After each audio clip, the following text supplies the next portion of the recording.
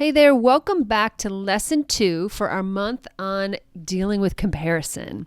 So I'm always curious, like how you thought the first week went for you. If there were any surprises, please let me know in the group. Would love to get a conversation going on this. Because what I did hear back was that this is a lesson, or this is a month worth of lessons, really, that everybody really needs. That comparison is something that we all struggle with. And amen. I do too. I think this is a really important thing.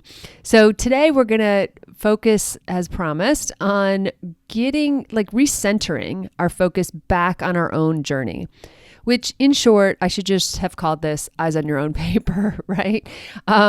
Because we need to, again, shift away from external and instead focus on our own growth, progress, goals, unique journey, etc. And I don't know about you, but one of the things that I really took away from last week, because, I need these lessons too, you must be kidding. And one of the things that really stuck in my mind, or that's been on repeat, I guess, in my head, is that concept of whenever I'm comparing, I'm deciding in effect to take my precious attention and energy and give it to somebody else, right? Instead of giving it to myself and giving it to my dogs and focusing on my own eyes on my own paper, right? So every time we do that, we are literally making a decision to not focus on ourselves. And that just, I don't know. I mean, that just really hit me. I thought that was really kind of an important thing. So, I think the other takeaway I want you to really understand is you have more control than you think. I think that we think that comparison is that thing that sneaks in and takes us away. And while I think that has been true in the past for a lot of people, right? You can definitely get swept up in comparison and then get it stuck like a bad loop in your head, kind of over and over again. I think that you're learning, and you will continue to learn this month, that you have more control, you can manage, you can, use tools, you can just the awareness of it and the awareness that you are giving your attention away, that really a lot of this comes from a desire to have more feedback. I think that will really start to tip the scales for you, if you will, right? When you start to realize where that's coming from and why we compare in the first place, I think that helps us pull it apart, right? I mean, that's something I say a lot in my coaching sessions, is that, I want to help you parse it or pull it apart, because a lot of times what happens when we're struggling, we've got a lot of things stuffed together, and when we start pulling things apart or recognizing the different pieces, then it becomes easier to dismantle, and then it's easier to step away, and then easier to see okay, I am not my thoughts. I can actually get some distance between this and look at this more objectively. All right. So hopefully that's what you're starting to see. And once you start putting it into practice, maybe you'll believe me. Okay? Because I think it's one of those things that you're oh, yeah, I want that. But until we actually realize it, try it out, right? Try some of these tools. I think maybe we still have that lingering doubt that we actually can do it. Okay. So today we're going to focus on shifting the focus back to you, right? And your journey, because A, obviously that's what truly matters, but B, I feel like that's the antidote. That's the antidote to giving your time and attention and energy to someone else. Well, the opposite of that is give it back to yourself. Okay. So, I know logically you know this, but in your heart, you need to know the following, which is every handler and every dog situation is different. Right? We have different dogs, different experiences, different training opportunities. I don't care if you have, twins out of a litter, right? They're going to still be different. The genetic makeup, the way that the nature nurture thing works, just everything. And you couldn't be more different from the next handler, right? Or me or anybody else, right? We're all so unique. And logically, I think everybody would be nodding like, yeah, of course, I know. But then when you see it in play, like, it's like your emotions, your heart doesn't get the message, right? So it's important, though, that we keep reminding ourselves of that. Like people who trial every weekend, or, people who have more money or their own personal training building, or, whatever. It doesn't have to be about that, but just people maybe who don't have to work full time, and they get to train more. Like, there's a million different things that we could come up with, the list, right, of things that makes us different. So the only real comparison then, the only real measurement we have is to measure ourselves against ourselves, to measure against our own journey, to measure against where we used to be as handlers, to measure our dogs against who they used to be as dogs. And, really knowing that is really powerful, because, again, it takes your eyes off of someone else's paper and back on your own paper, right? And your own journal and your own journey. So when you think about it, any other comparison is really not like apples to apples, if you will, right? The only apple that is worth measuring is your own, okay? So that brings us then to a phrase that I really like is, how do you define success? Okay? Because that's the key. That brings back the measurement piece of it that we're all craving, the fact that we want to know like how we stack up, like trying to answer that question. And so we have to really start with like the real question, which is, what does success look like for you? And have you defined that? Do you know what success looks like for you? Or are you allowing others in maybe even social media, or maybe even the pressure of posting, bright smiley faces on Monday morning? Are you letting those things dictate what your definition of success is? Right? Like, if you didn't have, like, if there wasn't social media, how would you be defining your success any differently? Because you wouldn't feel the pressure to post or to like tell the world that like this is going on. Like, I personally post a lot on social media, of course. And especially because, I run my business, and Facebook is such a big part of that.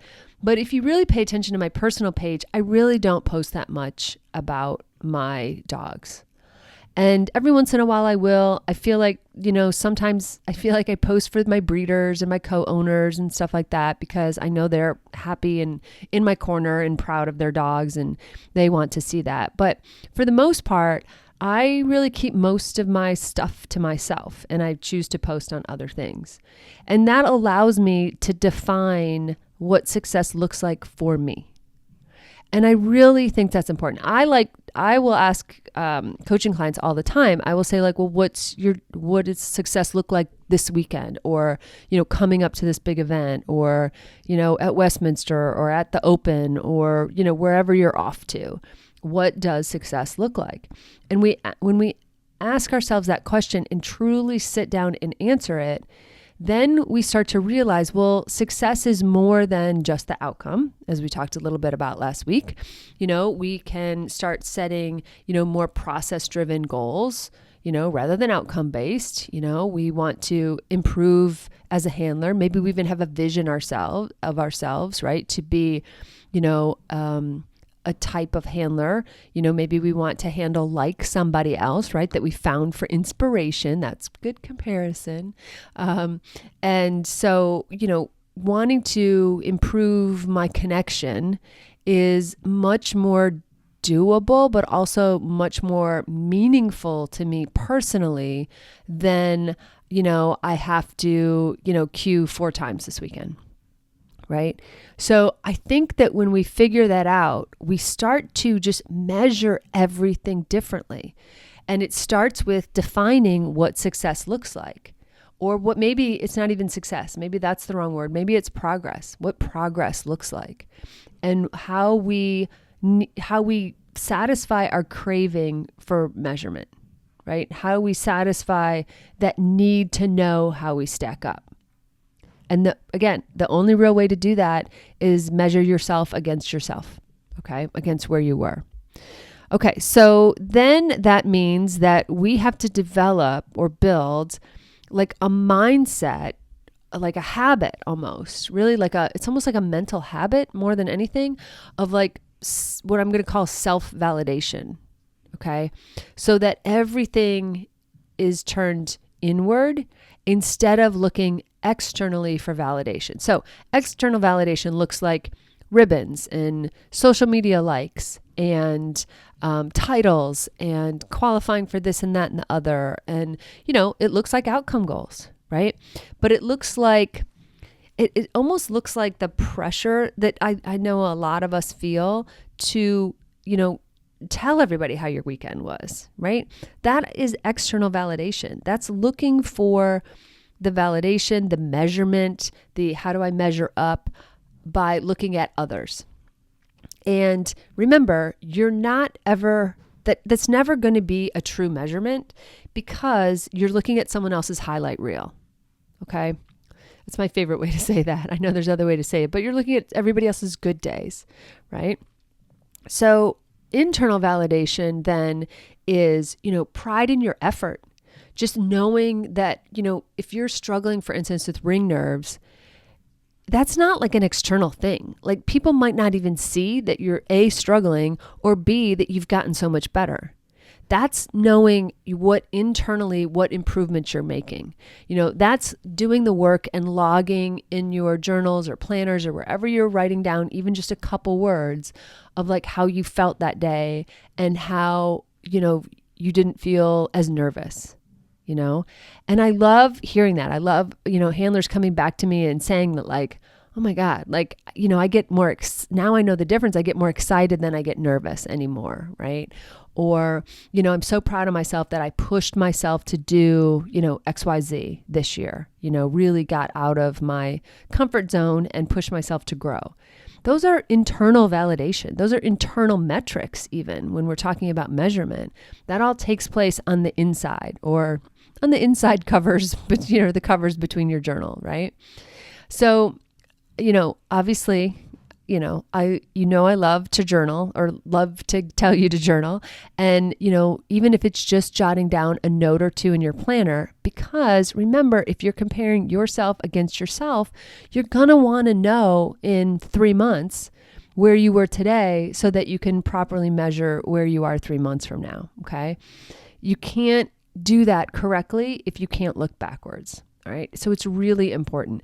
And it's great if that becomes just such a habit. Like every Monday morning, you just make a couple notes, about the weekend, or you start to get good at doing that after training sessions, or maybe you're planning out your training sessions better. That's one of my goals this year is to not just show up to the building and be like, I don't know, what do you want to do?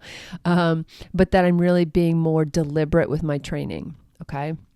And I'm seeing the results, right? I'm writing things down. I'm seeing the results. I'm seeing it pay off. Of course, because of course, all right?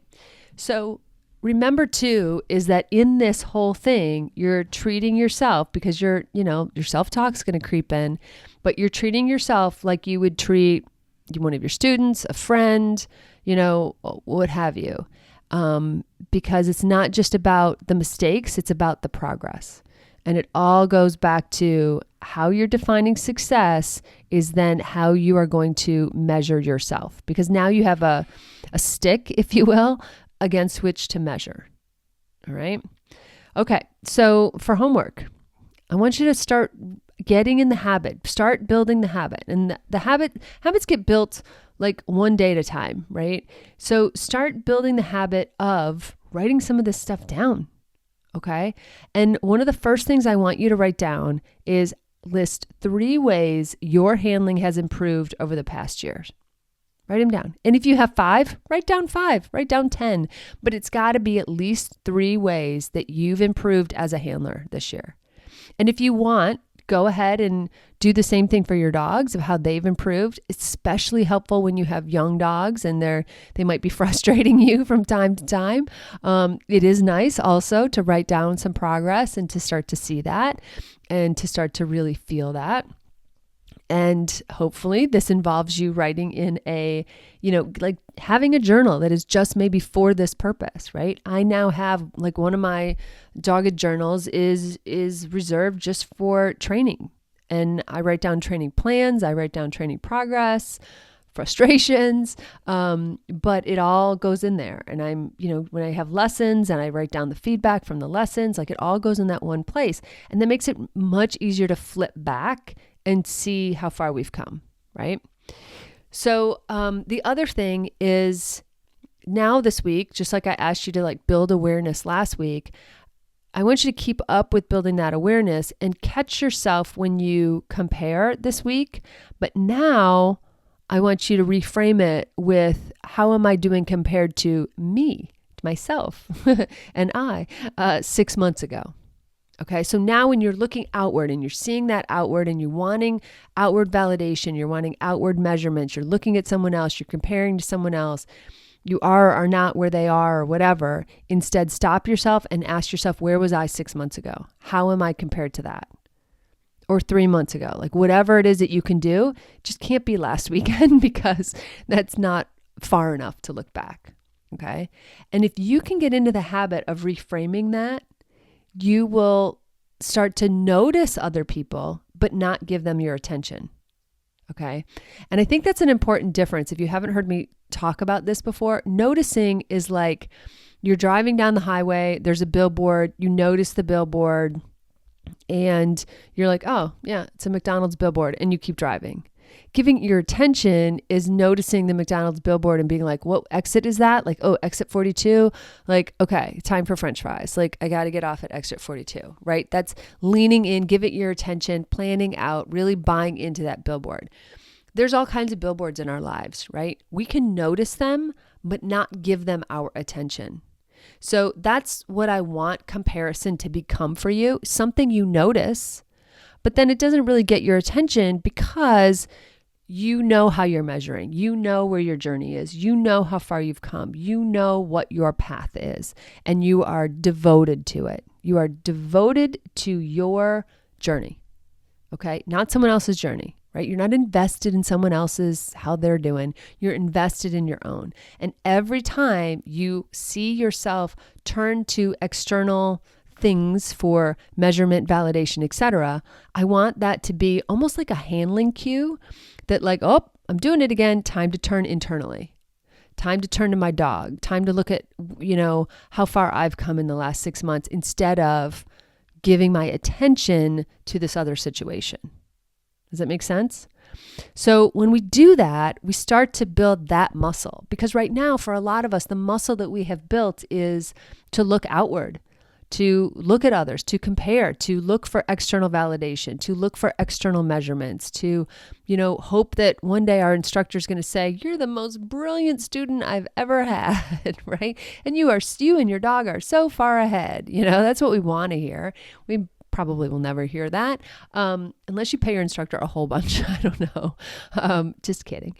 But I want you to just build the muscle that looks internally and just doesn't care. Because if you think of like the really elite handlers, or maybe those people you look up to, do you think they're worried about other people?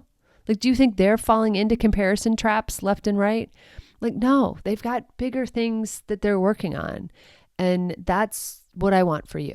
Okay. All right. So do your homework, get out your journal, your pen, your paper, whatever, and get writing down those 3 ways that you have improved over the last year.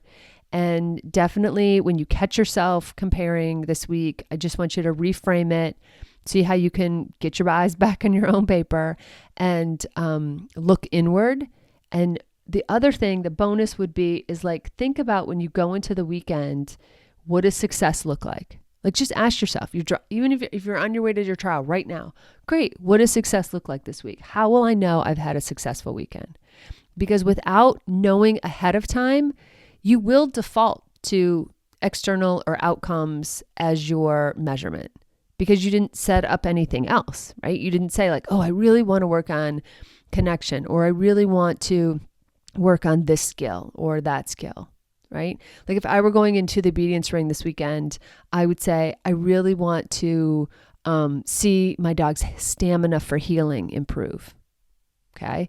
That's a pretty specific thing, but it's something I've been working on. I'm the only one who's going to know that. No one else is going to know that. She could still fail and have improved, right? So those are different things that I want you to really think about. And I would love if you got into that new habit of asking yourself every weekend, what does success look like? Or what does a good weekend look like? Whatever your wording is for it, right? It has to feel like you. But that would be great. And I think that's really going to have a big impact. All right. All right. That's it for this week. And I will see you next week.